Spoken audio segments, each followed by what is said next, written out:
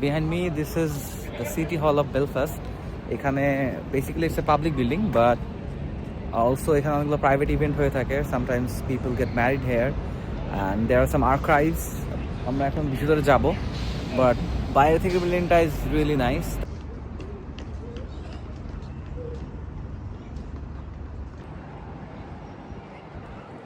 Good thing is the weather.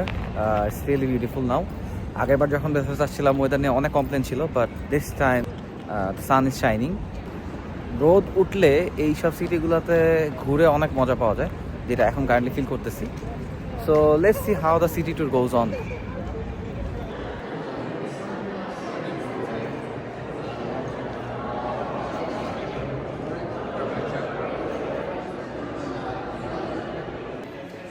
আমার চারপাশে city হলের ইন্টারন্যাশনাল আর্কাইভগুলো আছে.